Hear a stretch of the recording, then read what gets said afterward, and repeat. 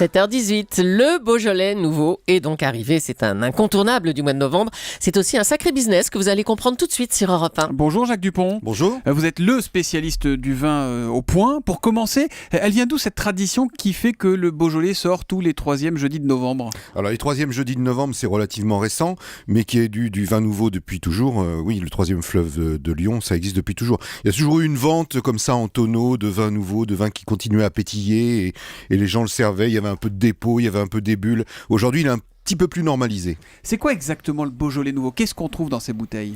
Du gamay, c'est le cépage gamay qui est vinifié très vite et on boit normalement un vin, c'était le vin des tonneaux quoi, hein. C'était vraiment le vin qu'on buvait dans les caves qui pétillait encore, c'était presque encore du bourru. Le bourru, vous savez ce que c'est le bourru ? C'est avant qu'il fermente. D'accord. Il y a encore tout le sucre.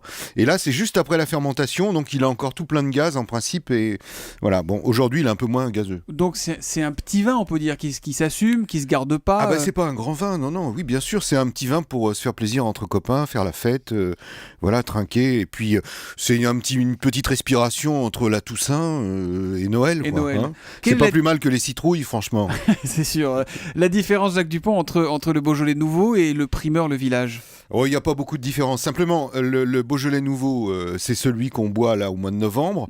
Et un peu le danger de l'opération Beaujolais nouveau qui marche bien, tant mieux. Hein. Au Japon, on est content, tout ça, on remplit les piscines. L'exportation, c'est incroyable. Mais le résultat, c'est quand même qu'on a oublié un peu qu'il y a un vrai Beaujolais. C'est-à-dire un Beaujolais de Pâques qui est fermenté un peu plus longtemps. Qui est meilleur ? Bien sûr. Et justement, le Beaujolais nouveau, alors, plus complexe. Le nouveau, il ne nuit pas au village ? Et bien sûr qu'il nuit au village. C'est-à-dire qu'aujourd'hui, quand vous parlez de Beaujolais aux gens, ils vous disent « Oh, moi, je cours pas après », parce qu'ils entendent Beaujolais nouveau.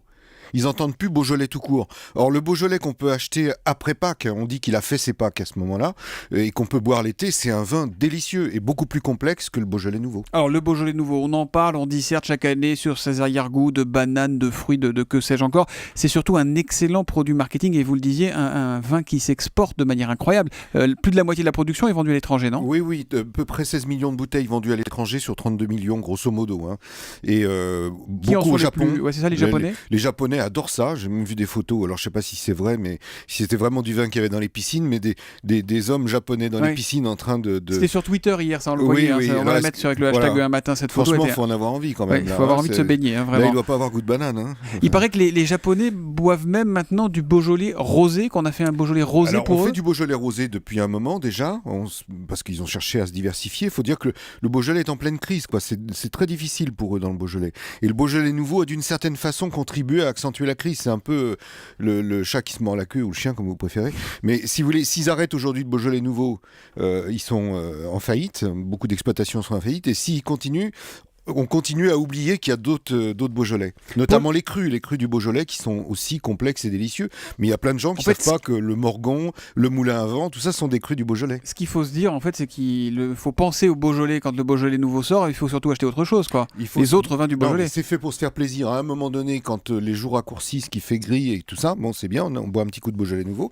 Et puis après Pâques, quand là, il fait beau, que le printemps revient et toutes ces sortes de choses, on boit des vins un peu plus complexes et on se fait plaisir avec les premiers légumes, avec les viandes tendres et tout ça. Pour les hypermarchés, ils en font beaucoup autour de la sortie du Beaujolais nouveau. C'est quoi ? C'est un produit d'appel ou c'est un vrai produit rentable, le Beaujolais ?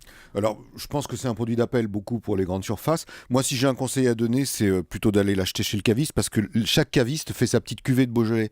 C'est-à-dire qu'ils vont dans le Beaujolais, ils vont voir des vignerons, ils leur disent moi je préfère ta cuve B là ou la 243 à l'autre et on trouve maintenant de plus en plus des Beaujolais nouveaux qui sont non chaptalisés, c'est-à-dire on n'a pas ajouté de sucre, qui sont très purs, très bons, sans soufre et on se fait bien plaisir avec ça. Ça dure pas longtemps mais on se fait plaisir. Merci beaucoup Jacques Dupont d'être venu nous présenter ce Beaujolais nouveau 2013.